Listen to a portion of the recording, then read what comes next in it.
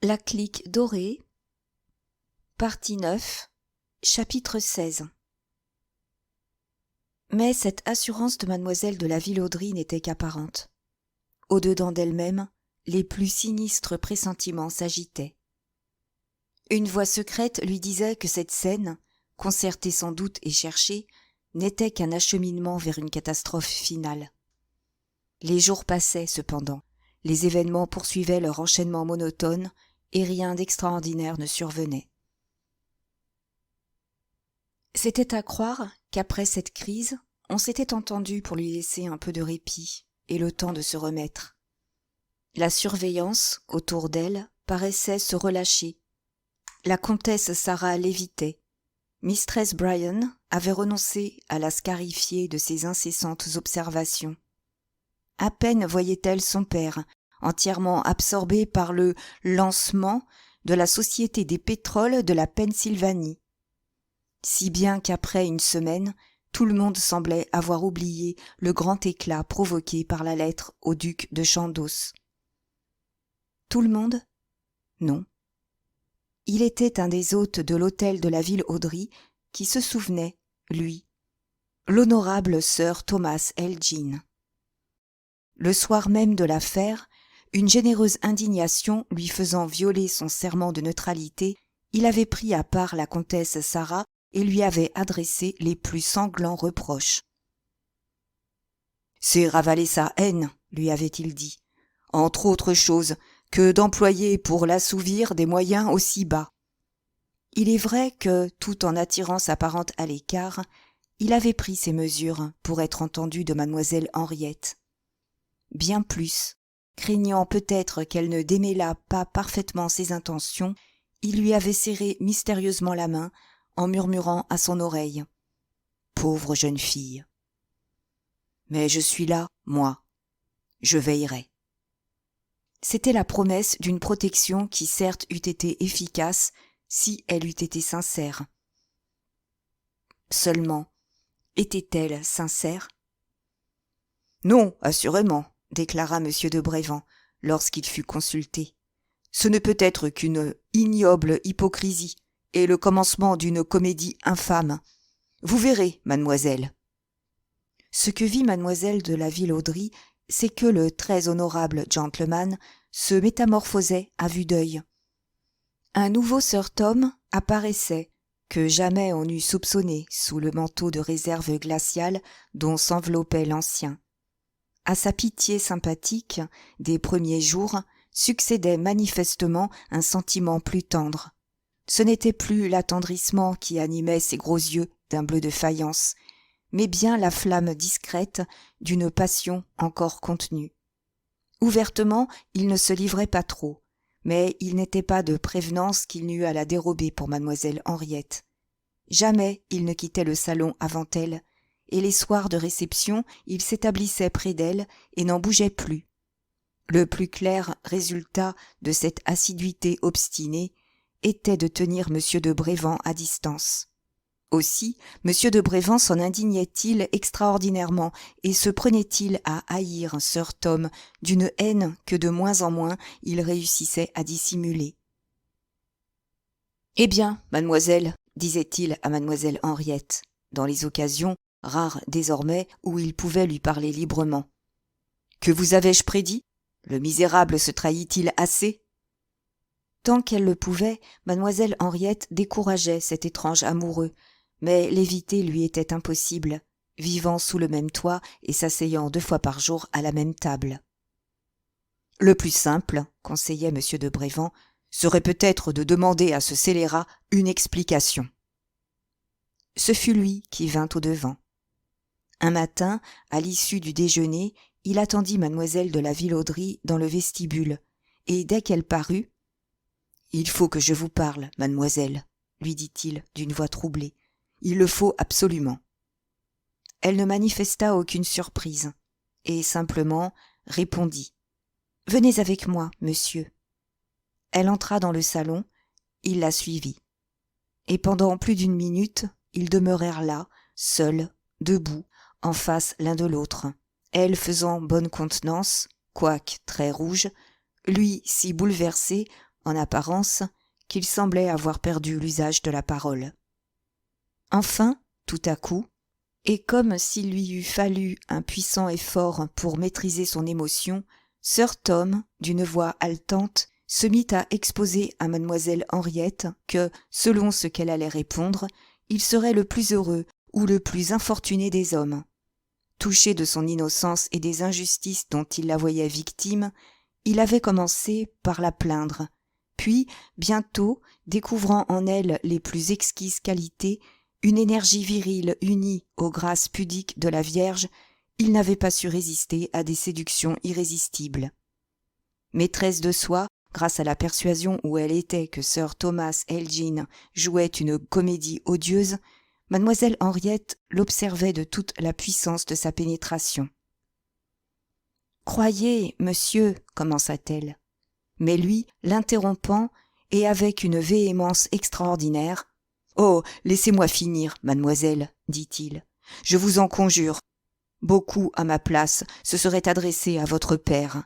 J'ai jugé que dans votre situation exceptionnelle, ce serait une trahison. J'ai de fortes raisons de croire que monsieur de la Ville-Audry eût accueilli favorablement ma demande. Mais ensuite, n'eût-il pas cherché à violenter vos sentiments? Or, c'est à vous seule, mademoiselle, délibérant dans la plénitude de votre liberté, que je voudrais vous devoir. » L'expression de la plus vive anxiété contractait ses traits d'ordinaire immobiles, et d'un accent solennel, « Mademoiselle Henriette, prononça-t-il, je suis un honnête homme. Je vous aime. Voulez-vous être ma femme ?» Par un trait de génie de la duplicité, il venait de trouver le seul argument peut-être qui pût faire croire à sa sincérité. Mais qu'importait à mademoiselle Henriette? « Croyez, monsieur, commença-t-elle, que je suis honorée comme il convient de votre recherche, mais je ne m'appartiens plus. Je vous en conjure. Librement et entre tous, j'ai choisi monsieur Daniel Champcet. Ma vie entière lui appartient. » Il chancela, comme s'il eût été près de s'évanouir, et, d'une voix étouffée, « Ne me laisserez-vous donc pas une lueur d'espoir ?» balbutia-t-il. « Ce serait vous abuser, monsieur, et je n'ai jamais trompé personne. » Mais l'honorable Thomas Elgin n'était pas de ces hommes qui facilement désespèrent et se résignent. Il n'était pas de ceux qu'un premier échec rebute et décourage. Il le fit bien voir. Du jour au lendemain, il changea, comme si le refus de mademoiselle Henriette l'eût atteint aux sources mêmes de la vie. Maintien, geste, timbre de voix, tout en lui trahit le plus extrême abattement. Il semblait qu'il se fût encore allongé et aminci. Un amer sourire crispa ses lèvres, et ses favoris en nageoires, si bien soignés jadis, pendirent misérablement sur sa poitrine. Et cette grande mélancolie ne devait faire que croître jusqu'à devenir assez évidente pour que tout le monde demandât à la comtesse Sarah: « Qu'a donc ce pauvre sir Elgin? Il devient funèbre. »« Il est malheureux, » répondait-elle, avec un soupir qu'on eût cru calculé pour piquer la curiosité et exciter les gens à observer. Plusieurs observèrent, et ceux-là ne tardèrent pas à constater que sir Tom ne s'établissait plus près de mademoiselle Henriette, comme autrefois, et qu'il fuyait les occasions de lui adresser la parole. Il ne renonçait pas à elle, pour cela, il s'en faut. Seulement, il poursuivait son siège à distance, passant des soirées entières à la contempler de loin, absorbé dans une muette extase. Et toujours, et sans cesse, et partout, elle le retrouvait sous ses pas, comme s'il eût marché dans son ombre, comme s'il eût eu besoin pour respirer de l'air déplacé par le mouvement de ses jupes. C'était à croire qu'il avait le don de se multiplier, tant inévitablement elle l'apercevait de tous côtés, appuyé au chambranle des portes ou adossé à la cheminée, ses gros yeux braqués sur elle. Et quand elle ne le voyait pas, elle le devinait, pour ainsi dire, sentant ses regards peser sur elle, plus lourds qu'une chape de plomb. Confident de ses importunités, M. de Brévand paraissait ne contenir qu'à grand-peine son indignation. 2 ou 3 fois, il parla de provoquer cet abject gredin, c'était son expression, et pour l'apaiser, mademoiselle Henriette dut s'épuiser à lui démontrer qu'après un tel éclat, il ne pourrait plus reparaître à l'hôtel, et qu'elle se trouverait privée du seul ami dont elle eût à espérer quelque secours. Il se rendit, mais après de mûres réflexions, « Cette abominable persécution ne peut cependant pas durer, mademoiselle, déclara-t-il. Cet homme vous compromet affreusement. Il faut vous plaindre à monsieur de la Vilauderie. » Elle s'y décida, non sans de grandes répugnances. Mais le comte, dès les premiers mots, l'arrêta. « Je pense, ma fille, dit-il, que votre vanité vous abuse. Avant de s'occuper d'une petite personne insignifiante, telle que vous, sœur Elgin, qui est une des capacités financières de l'Europe, a bien d'autres chiens à fouetter. »« Permettez-moi, mon père. »« Taisez-vous. Si vous ne vous abusiez pas, ce serait pour vous un rare bonheur et un honneur dont vous devriez être fier. Pensez-vous qu'il soit aisé de vous trouver un établissement convenable, après tous les propos provoqués par votre étrange conduite ? » ?»« Je ne veux pas me marier, mon père. »« Naturellement. Cependant, comme ce mariage comblerait mes vœux, comme il resserrerait encore les liens qui nous unissent à cette famille honorable, si M. Thomas Elgin avait les intentions que vous dites, je saurais bien vous contraindre à l'épouser. Du reste, je le verrai, je lui parlerai. » Il dut lui parler, en effet, car, dès le lendemain, la comtesse Sarah et mistress Bryan sortirent tout à propos pour laisser seules ensemble mademoiselle Henriette et sir Tom. L'honorable gentleman était plus triste encore que d'ordinaire. « C'est donc vrai, mademoiselle, commença-t-il, vous êtes allée vous plaindre de moi à votre père. »« Vos obsessions m'y ont forcé, monsieur, » répondit mademoiselle Henriette. « Et l'idée de devenir ma femme vous révolte donc bien. »« Je vous l'ai déjà dit, monsieur, je ne m'appartiens plus. »« Oui, c'est vrai. Vous aimez monsieur Daniel Champsay. Vous l'aimez, il le savait. Vous le lui avez dit, sans doute. Et cependant, il vous a abandonné. » Parfois, au-dedans d'elle-même, mademoiselle Henriette avait accusé Daniel. Mais ce qu'elle pensait, elle ne permettait pas qu'un autre le dît. « Il y allait de l'honneur de monsieur Champsay, qui est aussi le mien, prononça-t-elle fièrement. Et s'il eût hésité, j'aurais été la première à le lui dire. Le devoir parle, il faut partir. » D'un air railleur, sir Elgin hochait la tête. « Mais il n'a pas hésité, fit-il. Voici 10 mois qu'il est embarqué, et qu'il ne sait pour combien de mois, pour combien d'années il est encore absent. Pour lui, vous acceptez le martyre, et quand il reviendra, il vous aura peut-être oublié. » L'œil étincelant des flammes de la foi, mademoiselle de la Vilauderie se redressa. « Je crois en Daniel comme en moi-même, monsieur, » prononça-t-elle. « Et si on vous prouvait que vous avez tort ? » ?»« On me rendrait un triste service dont on ne serait pas payé. » Les lèvres de sir Tom remuèrent comme s'il eût voulu riposter. Une réflexion parut l'arrêter. Puis, d'une voix étranglée, avec un geste désespéré, « Gardez vos illusions, mademoiselle, fit-il. Et adieu. » Il allait pour sortir, mais elle se jeta devant la porte, les bras en croix, et d'un ton impérieux. « Vous vous êtes trop avancé pour reculer, monsieur.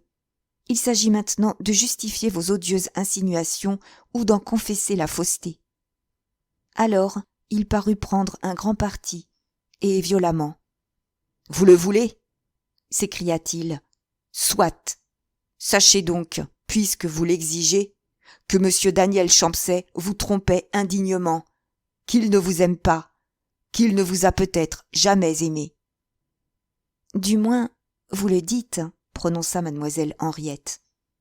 Son attitude hautaine, le dédain, plus encore le dégoût qui tombait de ses lèvres, devaient exaspérer sir Tom. Il se maîtrisa, pourtant, et d'une voix brève et tranchante. « Je dis ce qui est, » prononça-t-il, « et une autre que vous, moins saintement ignorante du mal, eût depuis longtemps déjà pénétré la vérité. À quelle cause attribuez-vous donc l'implacable persécution de Sarah ? Au souvenir de vos offenses lors de son mariage ? Pauvre enfant ! S'il ne s'était agi que de cela, il y a des mois que son insouciance vous eût rendu le repos. La jalousie seule est capable d'inspirer cette haine farouche et insatiable que ne désarment ni vos larmes ni votre résignation, cette haine que le temps attise au lieu de l'éteindre. Entre Sarah et vous, mademoiselle Henriette, il y a un homme. Un homme ? Oui, il y a monsieur Daniel Champcet. Ce fut comme un coup de couteau que mademoiselle Henriette reçut en pleine poitrine. Je ne vous comprends pas, monsieur, balbutia-t-elle. Lui haussa les épaules et d'un air de commisération. Quoi ? Poursuivit-il. Vous ne comprenez pas que Sarah est votre rivale, qu'elle a aimé monsieur Champcet, qu'elle l'aime encore éperdument ? Ah, ils se sont joués cruellement de Mistress Bryan et de moi. Au fait, monsieur, au fait. Nous avions en Sarah pleine et entière confiance. Nous la savions si expansive, si franche, si incapable de dissimulation. Comment soupçonner que monsieur Champcet... Eh bien, il détourna la tête et, comme malgré lui, murmura. Était son amant. D'un mouvement admirable de certitude, mademoiselle de la Ville-Audry se redressa, et d'une voix vibrante. « C'est faux !» s'écria-t-elle. Sir Tom tressaillit, mais ce fut tout. « Vous avez exigé la vérité, » prononça-t-il froidement. « Je vous l'ai dit. Rassemblez vos souvenirs. Avez-vous donc oublié cette scène à la suite de laquelle M. Champcet s'enfuit de notre maison au milieu de la nuit, la tête nue, sans reprendre son pardessus ? Monsieur, est-ce que cela ne vous a pas paru extraordinaire ? C'est que cette nuit-là, tout se découvrit. Après avoir été des premiers à conseiller à Sarah d'épouser votre père, M. Champcet venait lui signifier de renoncer à ce mariage. Déjà, il avait essayé de le faire rompre par vous, mademoiselle, employant ainsi son influence sur vous, sa fiancée, au profit de sa passion. « Ah, vous mentez impudemment, monsieur !» s'écria mademoiselle Henriette. À ce démenti, tombant comme un soufflet sur sa joue, il ne répondit que 3 mots. « J'ai des preuves. » « Quelles preuves ?»« Des lettres de monsieur de Champcet à Sarah. Je m'en suis procuré 2, et je les ai là, dans mon portefeuille. » Il portait en même temps la main à sa poche. Elle l'arrêta. « Ces lettres ne me prouveraient rien, monsieur. » Cependant, elle l'écrasa du regard, et d'un ton de mépris insupportable, « Ceux qui ont adressé au ministre de la Marine une fausse lettre de Daniel ne doivent pas être embarrassés de contrefaire son écriture. Brisons-la, monsieur. Je vous défends de jamais m'adresser la parole. » Sir Elgin eut un éclat de rire effrayant. « C'est votre dernier mot ?» insista-t-il. Pour toute réponse, elle se rangea de côté, démasquant ainsi la porte qu'elle montra du doigt. « Eh bien, » reprit Sir Tom, d'un accent de menace terrible, « retenez bien ceci. J'ai juré que vous seriez ma femme, de gré ou de force. Vous serez à moi. »« Retirez-vous, monsieur, ou je vous cède la place. » Il sortit en blasphémant, et plus morte que vive, mademoiselle de la Ville-Audry s'affaissa sur un fauteuil. Tant qu'elle avait été en présence de l'ennemi, elle avait puisé dans son orgueil la force de paraître inébranlable dans sa foi en Daniel.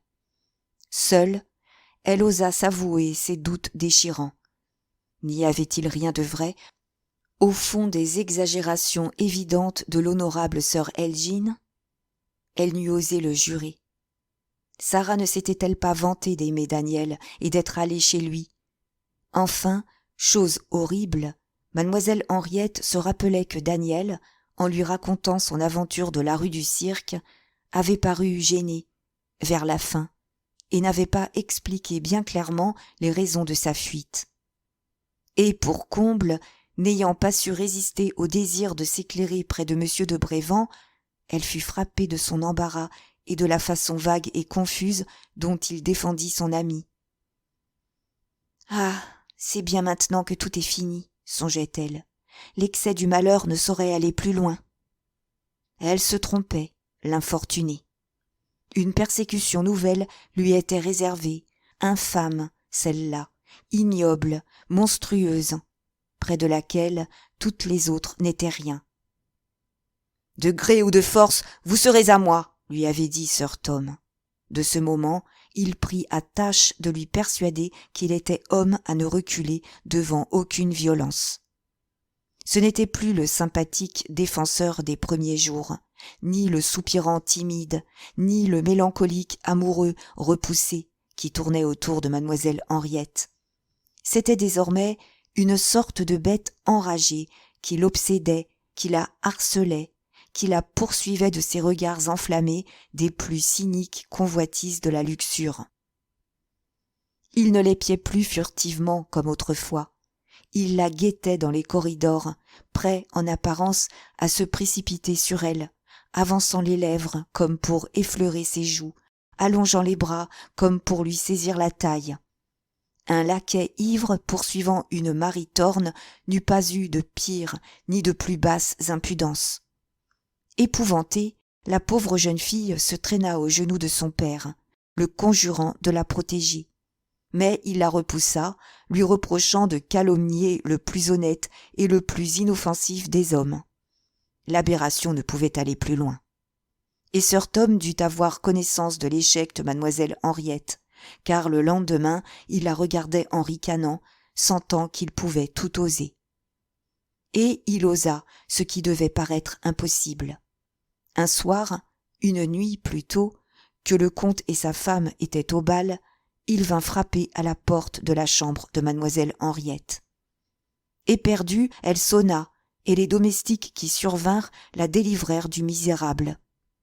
Mais de ce moment, ses terreurs n'eurent plus de bornes, et quand M. de la Ville-Audry conduisait la comtesse au bal, elle se barricadait dans sa chambre et passait la nuit tout habillée dans un fauteuil. Pouvait-elle demeurer davantage sur le bord d'un abîme sans nom ? Elle ne le pensa pas, et après de longues et douloureuses incertitudes, « Mon parti est pris », dit-elle un soir à M. de Brévan. « Je dois fuir. » Plus étourdie que d'un coup de bâton sur le crâne, la bouche béante, la pupille dilatée, M. de Brévan était devenu livide. La sueur perlait à ses tempes et ses mains tremblaient comme les mains avides de l'homme qui atteint, qui va saisir une proie ardemment convoitée. « Ainsi, balbutia-t-il, c'est décidé. Vous allez abandonner la maison paternelle. »« Il le faut, » répondit-elle, les yeux brillants de larmes, près de jaillir. « Et le plus tôt sera le mieux, car chaque minute que j'y passerai encore sera peut-être un danger.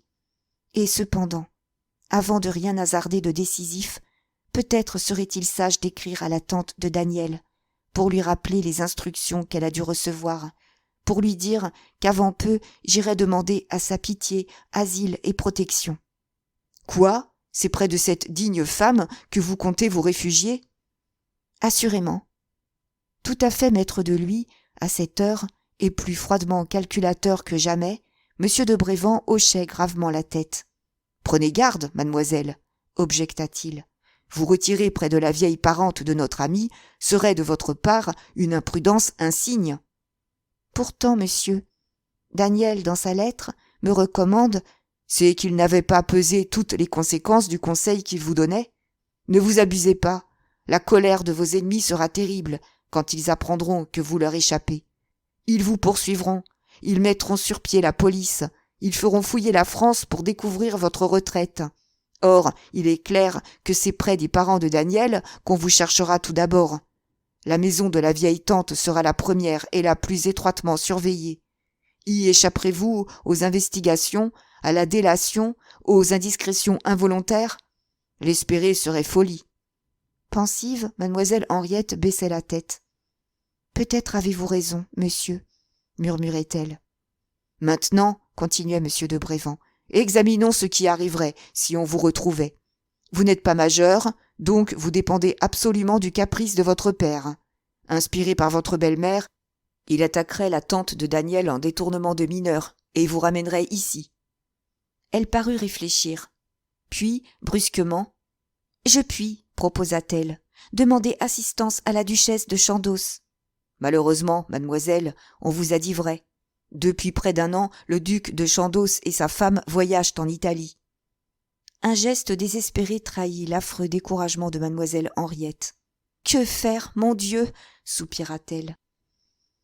Un fugitif sourire glissa sur les lèvres de M. de Brévand, et de sa voix la plus persuasive, « Voulez-vous me permettre un avis, mademoiselle » dit-il. « Hélas, monsieur, je vous le demande à main jointe. »« Alors, voici le seul plan qui me paraisse raisonnable. Dès demain, je loue dans une maison paisible un logement modeste. Moins encore, une pauvre chambre. Vous vous y installez et vous attendez votre majorité ou le retour de Daniel. Jamais un policier ne s'avisera de chercher mademoiselle de la Ville-Audry dans un logis d'ouvrière. Et je serai là, seule, isolée, perdue.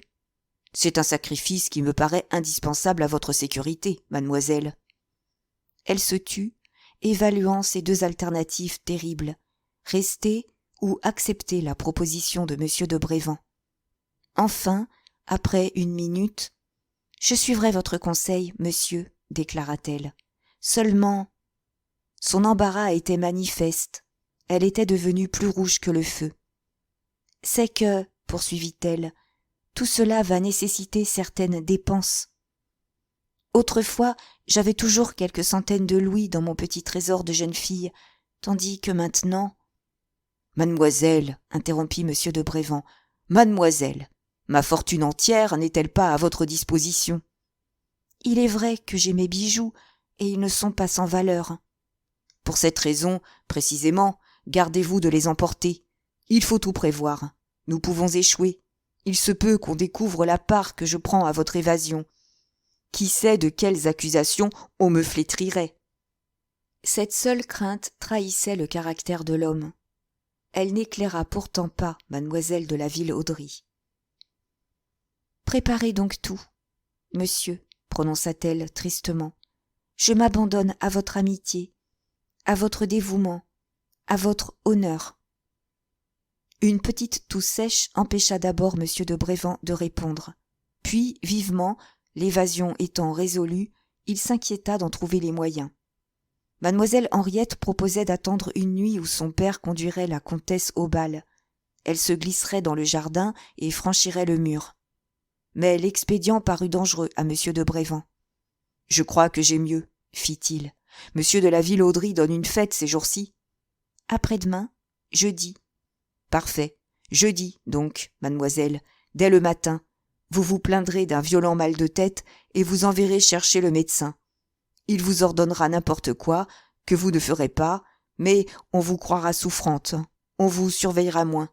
Le soir venu, cependant, quelques minutes avant 10 heures, vous descendrez et vous irez vous cacher à l'entrée de l'escalier de service qui est au fond de la cour.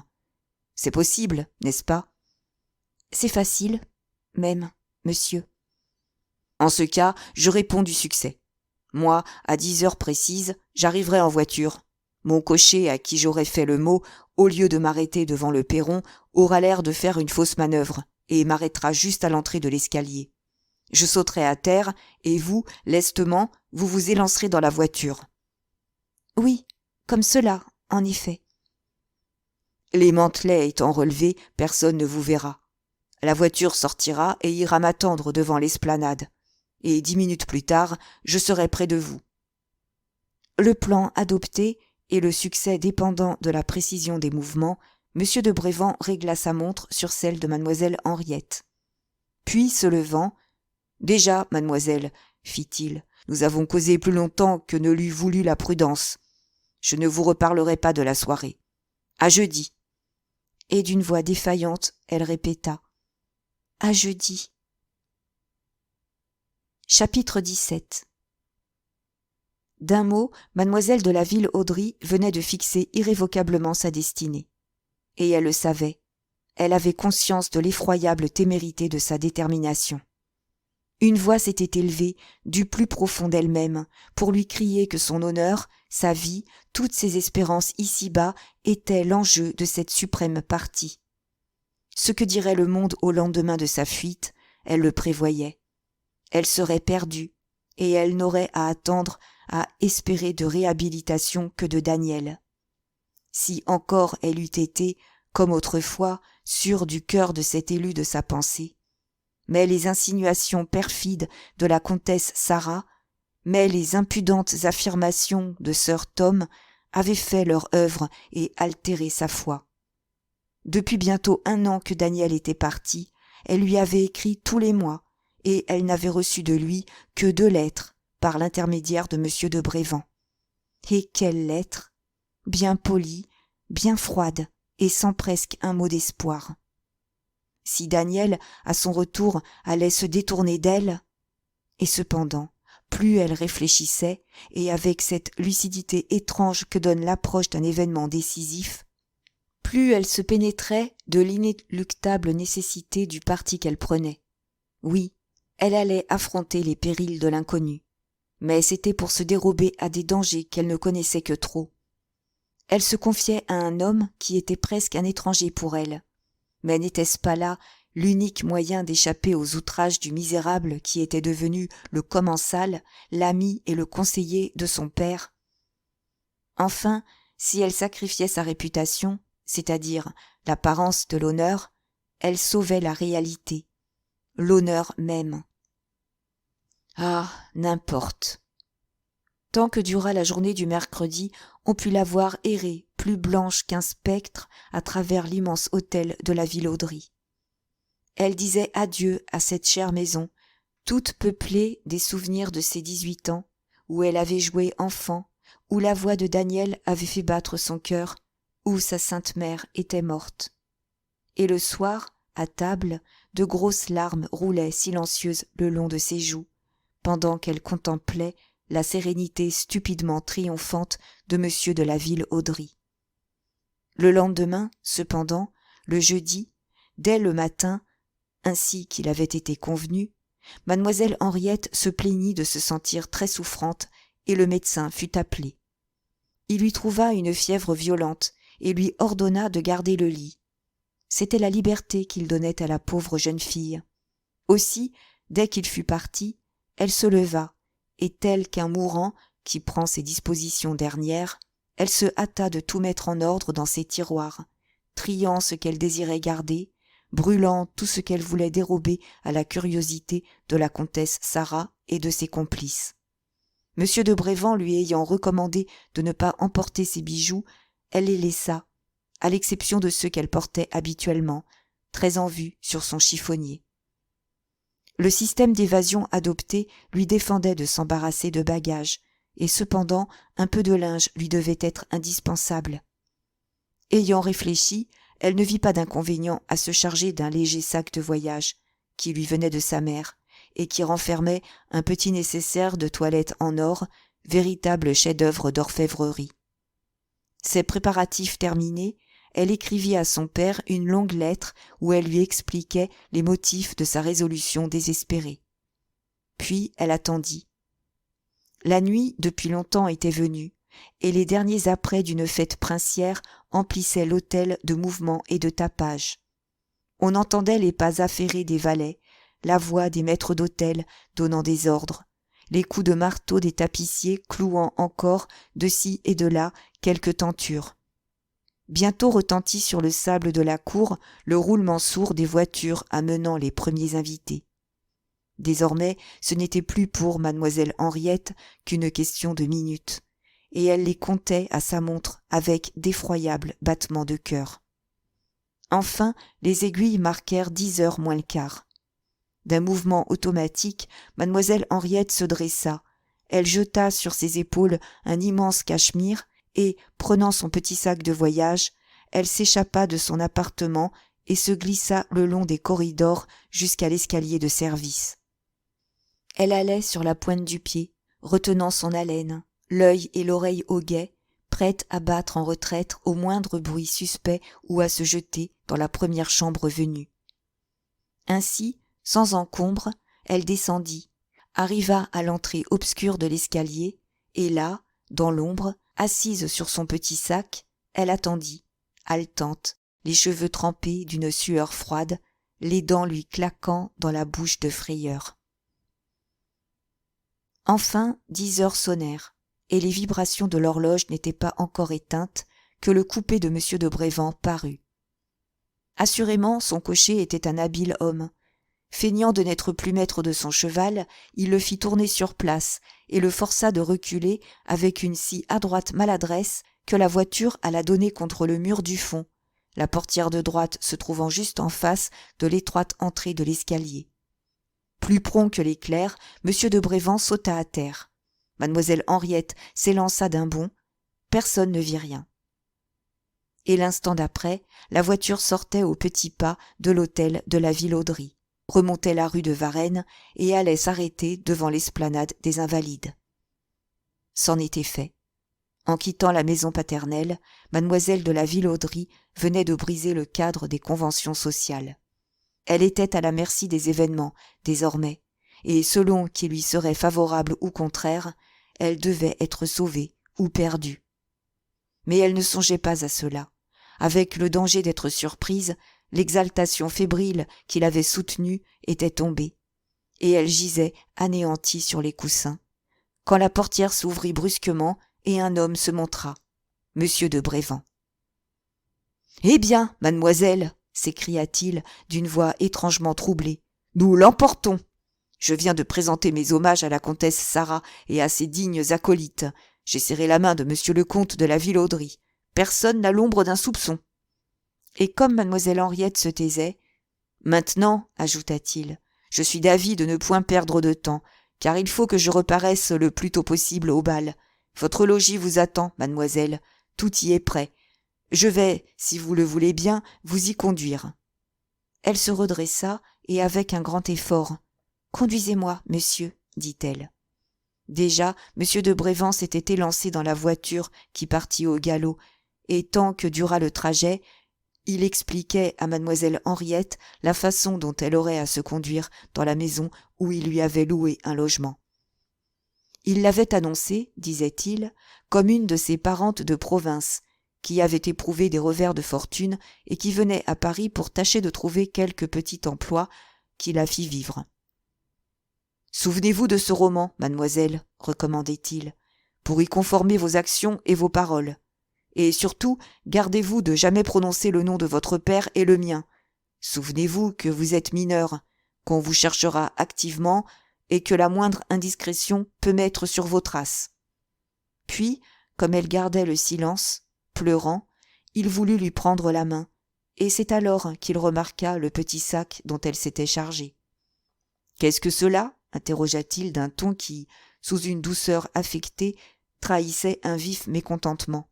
« Quelques objets de première nécessité. »« Emporteriez-vous donc vos bijoux, malgré mes conseils ?»« Non, certainement, monsieur. » Cependant, cette persistante préoccupation de M. de Brévent finissait par la frapper, et elle lui eût laissé voir sa surprise si la voiture ne se fût brusquement arrêtée devant le numéro 23 de la rue de la Grange-Batelière.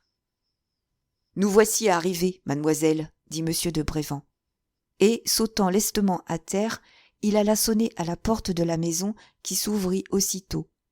La loge des concierges était encore éclairée. M. de Brévent y marcha tout droit et l'ouvrit en homme qui connaît les êtres. « C'est moi, » prononça-t-il. Un homme et une femme, le portier et son épouse, qui sommeillaient à demi, le nez sur un journal, se dressèrent en sursaut. « Monsieur Maxime !» firent-ils ensemble. « J'amène, » poursuivit M. de Brévent, « la jeune parente que je vous avais annoncée, mademoiselle Henriette. » Si mademoiselle de la Vilauderie eût eu la plus légère notion des mœurs parisiennes, rien qu'au salut du portier et à la révérence de son épouse, elle eût compris que sa bienvenue avait été largement payée. « La chambre de mademoiselle est prête, » dit l'homme. « C'est mon mari qui l'a appropriée, » interrompit la femme, « ce qui n'était pas une petite affaire, après que les tapissiers ont été partis. Et moi, à 5 heures, j'ai allumé un grand feu pour chasser l'humidité. »« Montons, alors, » fit M. de Brévent. Mais les portiers du numéro 23 étaient gens économes, et depuis longtemps le gaz de l'escalier était éteint. « Donne-moi un flambeau, Chevassa, » dit la concierge à son mari. Et sa chandelle allumée, elle passa en avant, éclairant M. de Brévent et mademoiselle Henriette, s'arrêtant à chaque étage pour vanter la tenue de la maison. Enfin, au 5e étage, À l'entrée d'un étroit corridor, elle ouvrit une porte en disant « Nous y sommes, mademoiselle, va voir comme c'est gentil. » Peut-être, en effet, était-ce gentil à ses yeux, mais mademoiselle Henriette, accoutumée aux splendeurs de l'hôtel de la Ville-Audry, ne put dissimuler un mouvement de stupeur. Cette chambre, plus que modeste, lui semblait un horrible taudis dont n'eût pas voulu la dernière de ses femmes de chambre. N'importe. Elle entra bravement, déposant son sac de voyage sur une commode et se débarrassant de son châle comme pour prendre possession du logis. Mais son impression première n'avait pas échappé à M. de Brévand. Il l'attira jusque dans le corridor, pendant que la concierge attisait le feu, et à voix basse « Cette chambre est affreuse », fit-il avec un singulier sourire, « mais la prudence m'obligeait à la choisir ainsi. »« Telle qu'elle est, elle me plaît, monsieur. » »« Beaucoup de choses vont vous manquer sans doute, mais demain nous aviserons. Pour ce soir, je suis obligé de vous quitter. Vous le savez, il est important qu'on me voie cette nuit à l'hôtel de la Ville-Audry. »« Vous avez raison, monsieur. Partez, partez vite. » Cependant, il ne voulut pas s'éloigner sans avoir encore une fois recommandé chaudement sa jeune parente à la Chevassa. Et c'est seulement quand elle lui eut affirmé à plusieurs reprises qu'elle n'avait besoin de rien, qu'il sortit, suivi de la digne portière. Aux terribles convulsions qui depuis 48 heures secouaient mademoiselle Henriette, un étonnement immense succédait, stupeur du fait accompli et irrévocable. Un événement était survenu dans sa vie, plus considérable, plus inouï qu'un déplacement de montagne. Et, debout devant la cheminée, elle considérait dans la petite glace son visage pâli, répétant à demi-voix « C'est moi, c'est bien moi. » Oui, c'était bien elle, la fille unique du comte de la Ville-Audry, qui était là, dans cette maison inconnue, dans cette chambre du 5e étage devenue la sienne. C'était bien elle, hier encore entourée des recherches d'un luxe princier, servie par une armée de valets, qui se trouvait là, dénuée des choses les plus indispensables, n'ayant de service à attendre que de cette vieille portière à qui M. de Brévand l'avait recommandée. Était-ce possible? Était-ce seulement croyable? Elle-même avait peine à se convaincre de l'invraisemblable vérité. Elle n'éprouvait d'ailleurs nul repentir de ce qu'elle avait fait. Pouvait-elle demeurer plus longtemps près de son père, en butte aux outrageantes brutalités du plus vil des hommes? Évidemment non. Mais à quoi bon revenir sur le passé, murmura-t-elle, secouant la torpeur qui l'engourdissait. Je dois me défendre d'y penser. Et pour occuper son esprit, elle se leva et se mit à reconnaître et à inventorier sa nouvelle demeure. C'était un de ces logements dont jamais les propriétaires ne s'occupent, où la plus légère réparation leur semblerait ridicule, tant ils sont sûrs de les louer quand même et tels quels. Le carreau, jadis mis en couleur, s'émiettait et nombre de briques branlaient dans leur alvéole de ciment. Le plafond crevassé s'écaillait, tout maculé le long des murs de traces de chandelles. Le papier, d'un gris sale et gras, misérablement éraillé, gardait l'empreinte de tous les locataires qui s'étaient succédé depuis qu'il avait été posé. Le mobilier était d'ailleurs digne du logis. Un lit de noyer, drapé de rideaux de perse fanés, une commode, une table, 2 chaises et un méchant fauteuil le constituaient. Devant la fenêtre, un rideau, trop court, pendait. Il y avait devant le lit un mauvais tapis, et sur la cheminée une pendule à sujet en zinc doré, entre 2 vases de verre bleu. Rien de plus. Comment M. de Brévand avait-il pu choisir pour la recevoir un pareil réduit? Voilà ce que ne s'expliquait pas nettement mademoiselle Henriette. Il lui avait dit, et elle le croyait, que les plus excessives précautions étaient nécessaires, mais eût-elle été beaucoup plus compromise et bien plus en danger d'être retrouvée par la comtesse Sarah si on eût arrangé le papier, caché le carreau sous un modeste tapis de feutre et emménagé des meubles un peu plus confortables?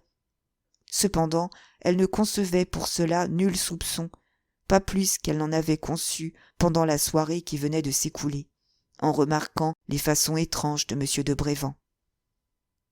Mais que lui importait ce logement? Elle ne devait faire qu'y passer, espérait-elle, et l'étroite cellule d'un couvent eût été, pensait-elle, plus triste encore. Et tout était préférable à la maison paternelle. Ici, du moins, se disait-elle, j'aurai le calme et le repos. Repos moral, peut-être, car pour l'autre, il ne devait pas tarder à être étrangement troublé. Accoutumée au silence profond des vastes appartements de l'hôtel de la Ville-Audry, mademoiselle Henriette n'avait même pas idée du mouvement continuel de ces derniers étages des maisons de Paris, où s'entasse et s'agite la population d'un hameau, où les locataires, séparés par de minces cloisons, vivent, pour ainsi dire, les uns chez les autres. Dormir dans de telles conditions exige une longue habitude, et l'apprentissage ne devait pas peu coûter à la pauvre jeune fille.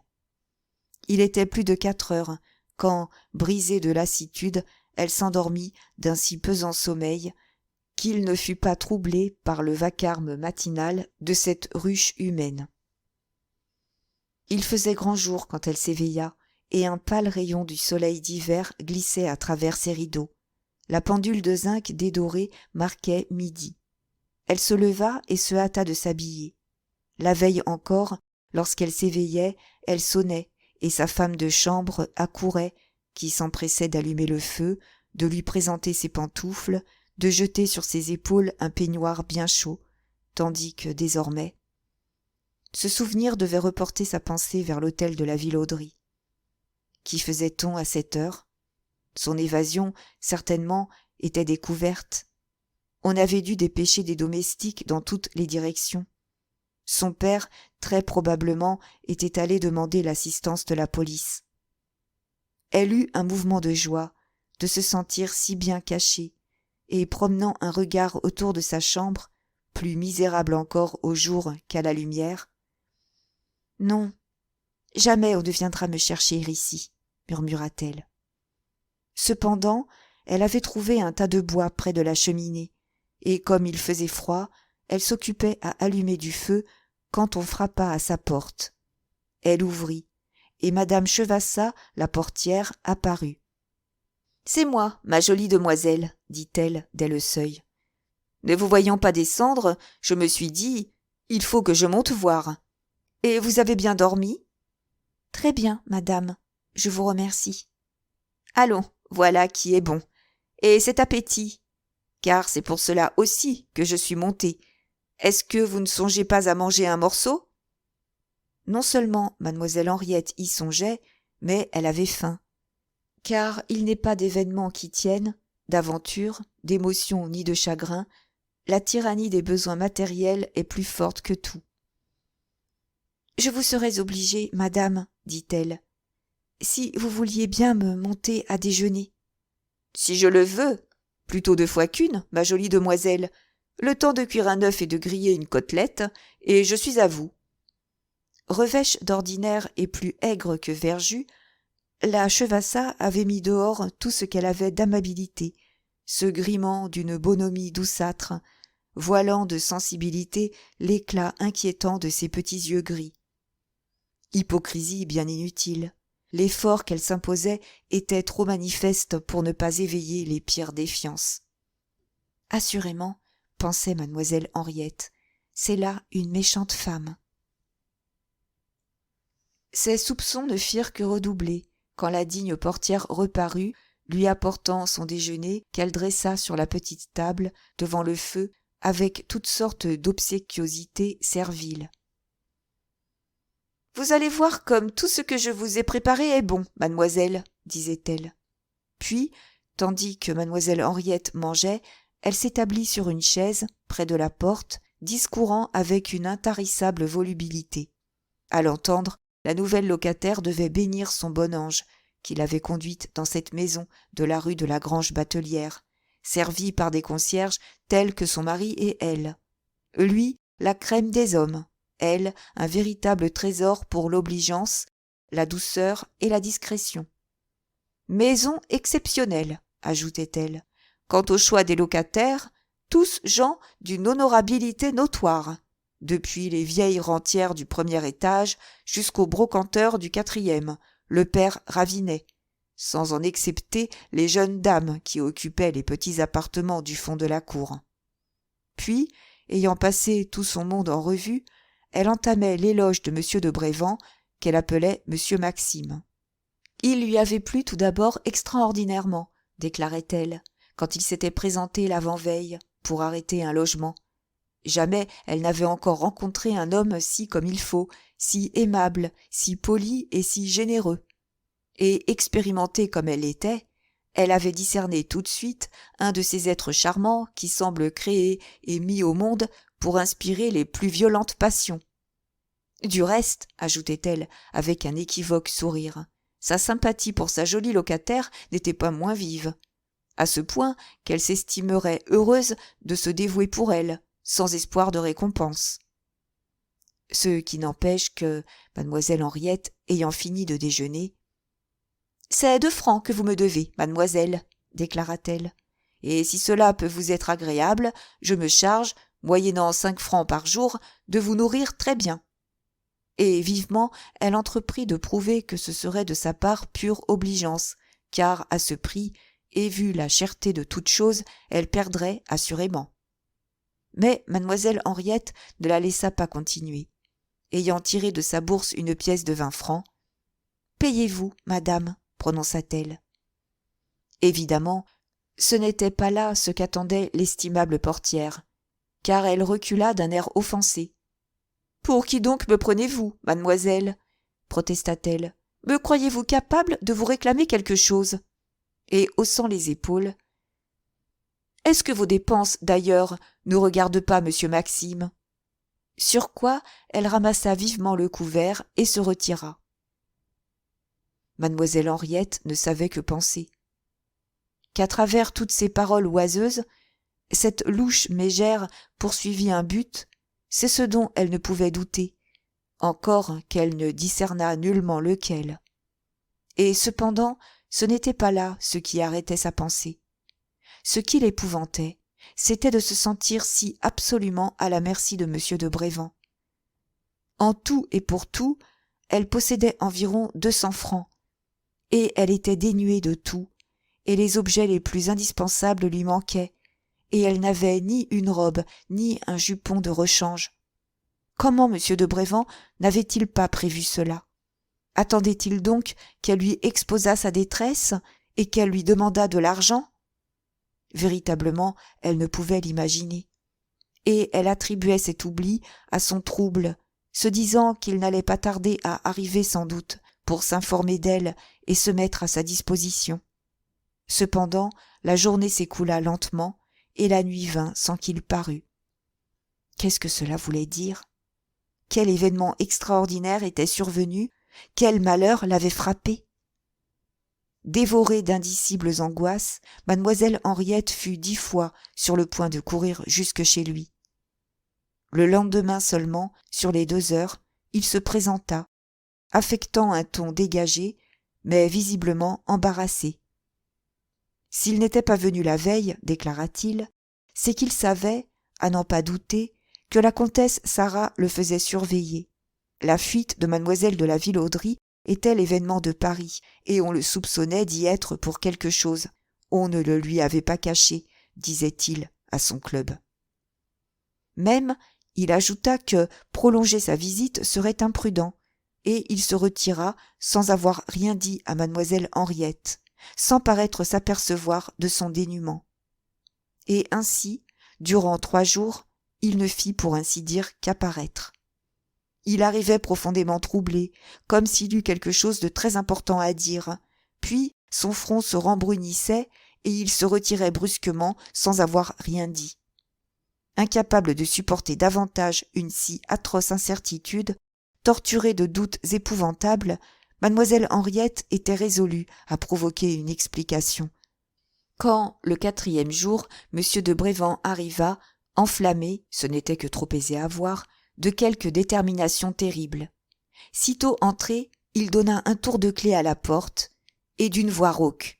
« Il faut que je vous parle, mademoiselle, déclara-t-il. Oui, il le faut absolument. » Il était livide, ses lèvres blanches tremblaient et ses yeux brillaient d'un éclat effrayant, comme ceux d'un homme qui eût demandé aux liqueurs fortes le courage qui lui manquait.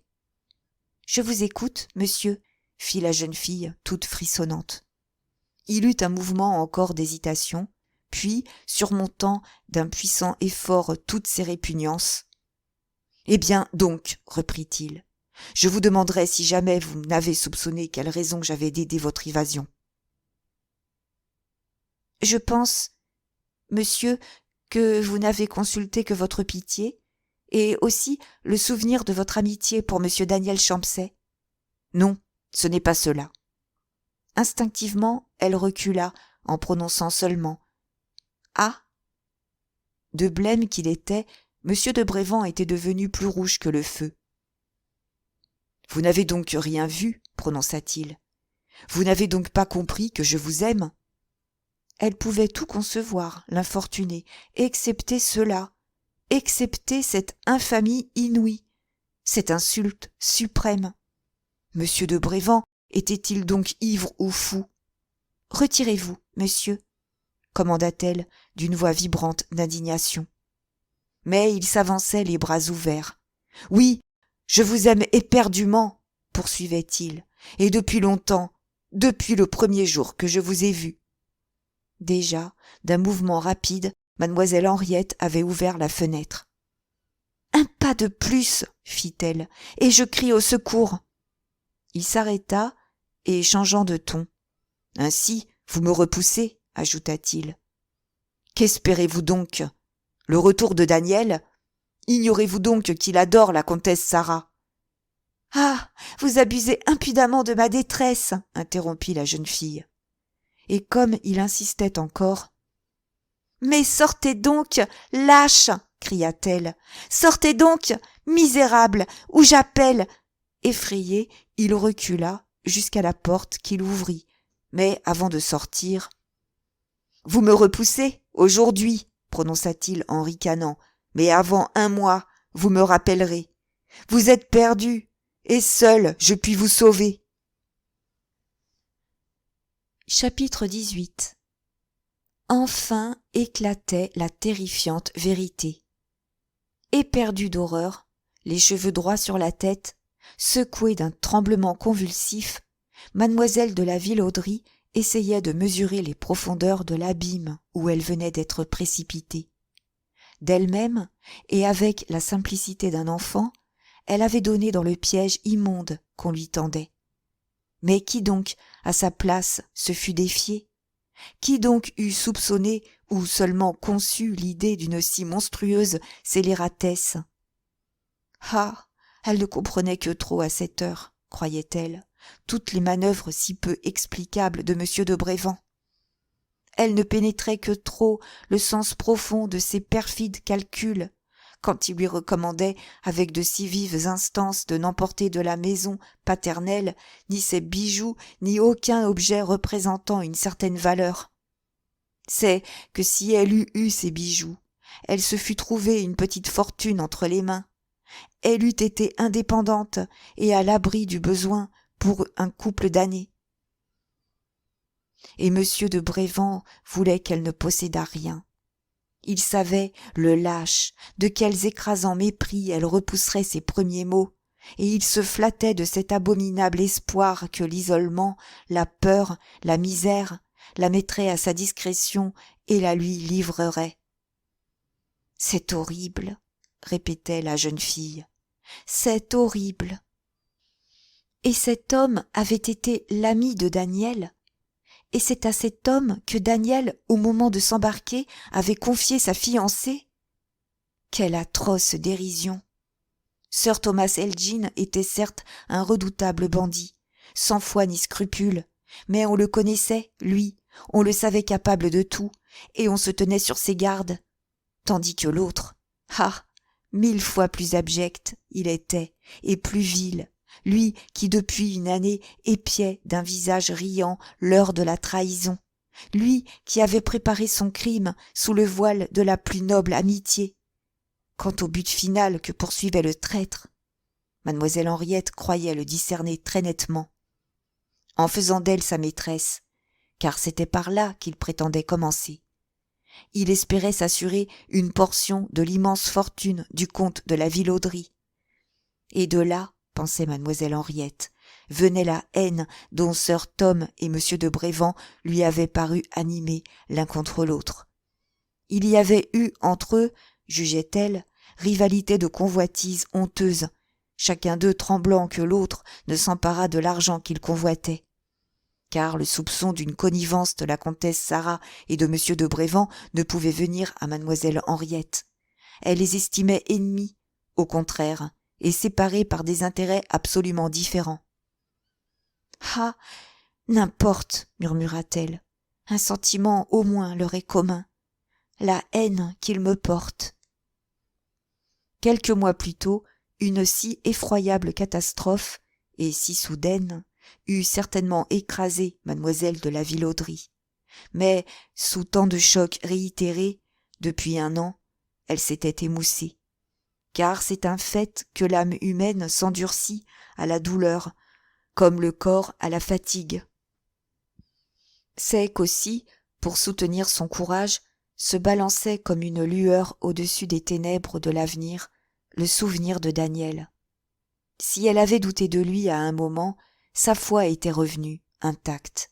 Sa raison lui disait que, si véritablement il eût adoré la comtesse Sarah, ses ennemis, sir Thomas Elgin et monsieur de Brévent, n'eussent pas pris tant de peine pour le lui persuader. Elle pensait donc, elle était donc sûre, qu'il lui reviendrait le cœur plein d'elle, comme à son départ. Et grand Dieu! Quels ne seraient pas les transports de douleur et de rage de cet homme si loyal en apprenant combien lâchement et misérablement il avait été trahi par l'infâme qu'il appelait son ami. Il saurait, lui, réhabiliter mademoiselle de la Vilauderie et la venger.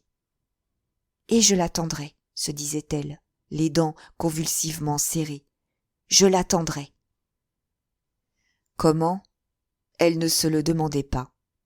Car elle n'en était encore qu'à cet enthousiasme du premier moment qui inspire les résolutions héroïques, mais qui dissimule les obstacles à surmonter. Les premières difficultés de la situation lui furent exposées par la Chevassa, laquelle, à 6 heures précises, lui monta à dîner, selon leur convention des jours précédents. L'estimable portière s'était composé une physionomie si dolente qu'on eût juré qu'elle avait les larmes aux yeux. « Eh bien, ma belle demoiselle, interrogea-t-elle de sa voix la plus mielleuse, vous avez donc eu une querelle, ce tantôt, avec ce cher monsieur Maxime ?» Persuadée du danger, ou à tout le moins de l'inutilité d'une explication, mademoiselle Henriette répondit simplement. « Oui, madame. »« Je m'en suis doutée, » reprit la portière. « Rien qu'en le voyant descendre de chez vous avec une mine longue comme mon bras, c'est qu'il vous aime, oui, ce bon jeune homme, et vous pouvez me croire quand je vous le dis, car je m'y connais. » Et elle attendit une réponse, son éloquence produisant toujours un grand effet sur ses locataires. Mais cette réponse ne venant pas, « Il faut espérer, ajouta-t-elle, que cette petite brouille se raccommodera. »« Non. » À voir la Chevassa, on devait la croire absolument interloquée. « Comme vous êtes sévère, exclama-t-elle. « Enfin, cela vous regarde.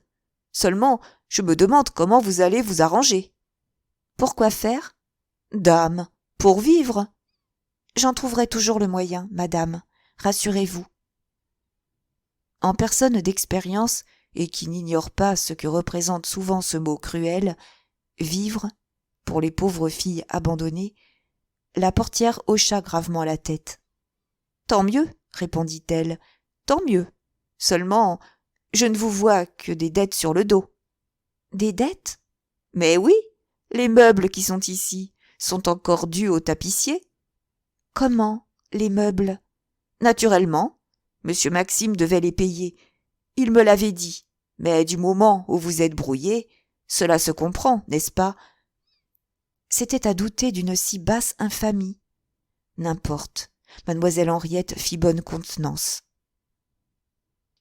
Pour combien donc y a-t-il de meubles ici ? Interrogea-t-elle. Je ne sais. Pour 500 ou 600 francs, peut-être. Tout est si cher. En tout, il y avait bien pour 150 ou 200 francs.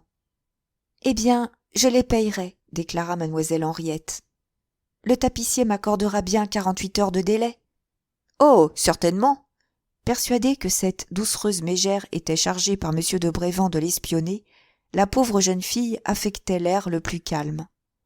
Et même, ayant fini de dîner, elle voulut absolument payer sur le champ une 50aine de francs qu'elle devait pour ses repas, depuis 4 jours, et pour quelques emplettes.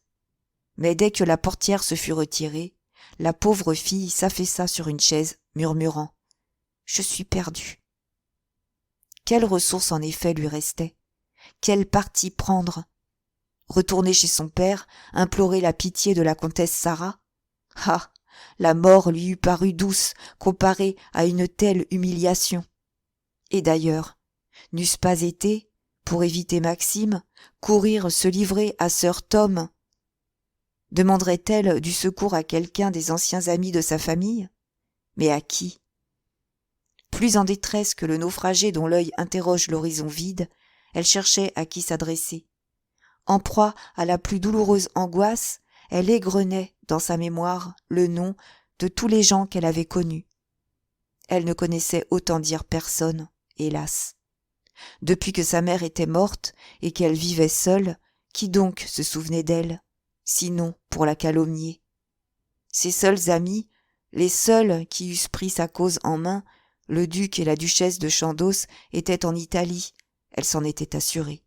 « Je n'ai donc à compter que sur moi seule, répétait-elle, sur moi seule. » Puis, se redressant, « N'importe, répétait-elle, le cœur gonflé de révolte, je me sauverai. » En somme, de quoi dépendait son salut ? De la possibilité de vivre jusqu'à sa majorité ou jusqu'au retour de Daniel. Est-ce donc si difficile de vivre, pensait-elle ? Les filles des pauvres gens, tout aussi abandonnées que je le suis, vivent bien, elles. Pourquoi ne vivrais-je pas, moi ? Pourquoi ? Parce que les filles des pauvres ont fui dès le berceau, pour ainsi dire, le rude apprentissage de la misère.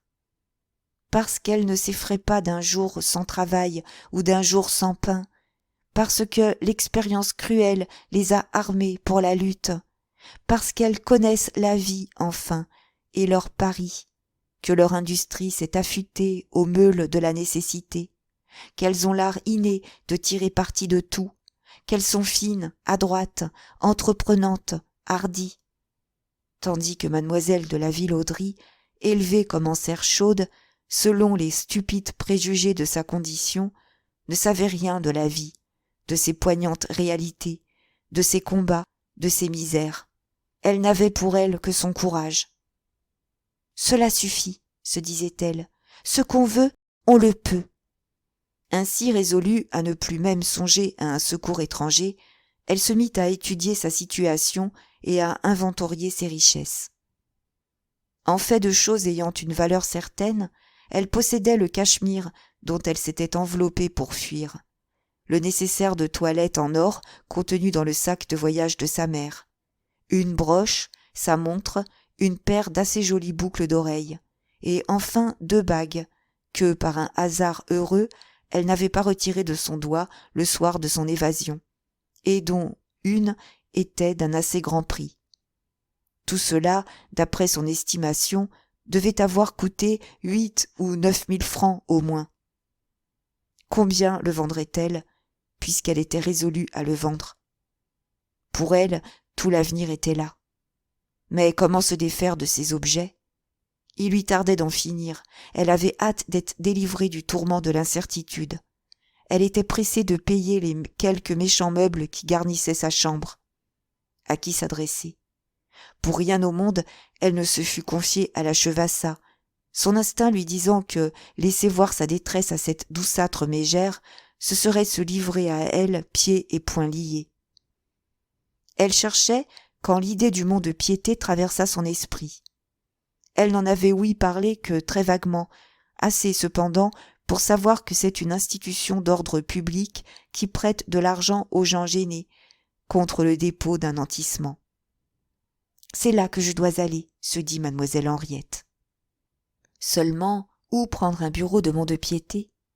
Bast, je trouverai toujours, se dit-elle.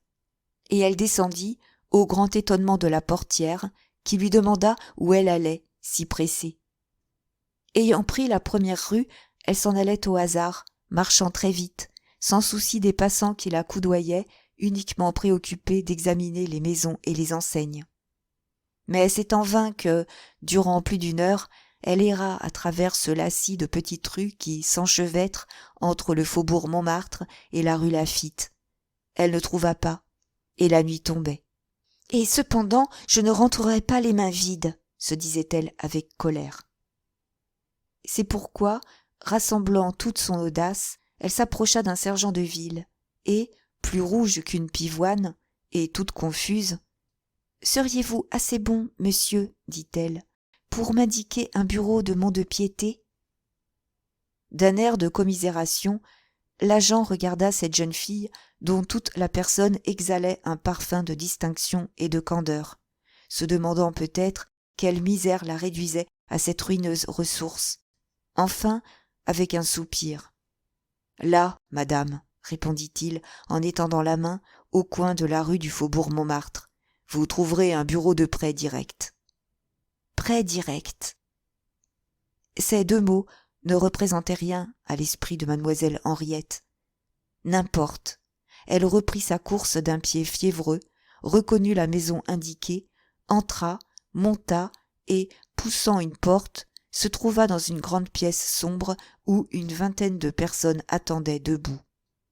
À droite de la salle, 3 ou 4 employés, séparés du public par une balustrade à hauteur d'appui, écrivaient, demandant le nom des dépositaires et comptant de l'argent.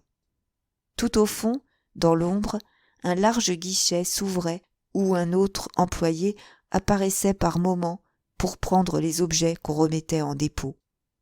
Après 5 minutes d'observation, sans avoir interrogé personne, mademoiselle Henriette avait compris le mécanisme de l'institution. Plus tremblante que si elle eût été pour commettre un crime, elle s'avança vers le guichet du fond et déposa une de ses bagues, la plus belle, sur le rebord. Puis elle attendit, baissant la tête, car il lui semblait que tout le monde avait les yeux sur elle. « Une bague en diamant !» cria l'employé. 900 francs. À qui? L'énormité de la somme fit dresser toutes les têtes, et une grosse femme, trop bien mise, à l'œil impudent, dit « Matin, elle se met bien, la petite !» Cramoisie de honte, mademoiselle Henriette s'était avancée. « La bague est à moi, monsieur, » murmura-t-elle. L'employé la considéra, puis doucement. « Vous avez des papiers ?» interrogea-t-il. « Des papiers? Lesquels? » « Ceux qu'il faut pour justifier votre identité, un passeport, une quittance de loyer, un billet. » Dans la salle, on riait de l'ignorance de cette naïve. « Je n'ai rien de tout cela, monsieur, » balbutia-t-elle. « Alors, on ne peut vous prêter. » Encore un espoir, le dernier, qui lui échappait. Elle tendit la main en disant « Rendez-moi donc ma bague, monsieur. » Mais l'employé se mit à rire. « Ah, mais non, ma petite mère, fit-il, cela ne se peut pas. On vous la rendra quand vous viendrez avec des papiers ou accompagné de 2 commerçants patentés. »« Cependant, monsieur, c'est comme cela. » Et trouvant que l'incident avait assez duré, il poursuivit. « Un manteau de velours, 30 francs. À qui? » Déjà, mademoiselle de la Vilauderie fuyait à travers les escaliers, poursuivie, lui semblait-il, par les huées de la foule. Comme cet employé l'avait toisée. La prenait-on donc pour une voleuse? Et qu'allait-il advenir de cette bague? La police chercherait, arriverait jusqu'à elle, et elle serait reconduite à l'hôtel de la Vilauderie, chez son père, et livrée à sir Tom. C'est à peine si elle se soutenait quand elle arriva rue de la Grande Batelière. Et là, l'étourdissement, l'émotion, l'épouvante lui faisant oublier ses résolutions, elle avoua à la Chevassa son inutile tentative. Plus grave qu'un homme d'affaires consulté par un client qui s'est imprudemment fourré dans un guêpier, l'honnête concierge écoutait sa locataire. « Pauvre chatte !» murmurait-elle d'une voix où on eût dit que roulaient des larmes. « Pauvre chatte innocente !» Mais si elle réussissait à donner à sa figure ingrate l'expression d'une pitié sincère, l'éclat de son œil dur trahissait l'immense satisfaction qu'elle ressentait de voir mademoiselle Henriette à ses pieds. « Enfin, vous avez encore eu de la chance dans votre malheur, » lui déclara-t-elle, « car vous avez été terriblement imprudente. » Et comme la jeune fille s'étonnait un peu, « Oui, poursuivit-elle, vous risquiez gros, et ce n'est pas malin à prouver. Qui êtes-vous ? Bon, ce n'est pas la peine de pâlir, je ne vous le demande pas. Mais enfin, en portant vous-même un bijou au clou, elle appelait ainsi le mont-de-piété, vous alliez, comme on dit, vous jeter dans la gueule du loup. Si on vous avait arrêté, quand on a vu que vous n'aviez pas de papier, si on vous avait conduite chez monsieur le commissaire, ah, il n'y a pas à chanter, mon bel ami, vous étiez prise. Et tout aussitôt, changeant de ton, elle se mit à reprocher à sa jolie demoiselle de lui avoir dissimulé sa détresse. Ça, c'était mal, et ça lui faisait bien de la peine. Pourquoi lui avoir donné de l'argent la veille ? Est-ce qu'elle en demandait ? Avait-elle donc l'air d'une créancière si terrible ?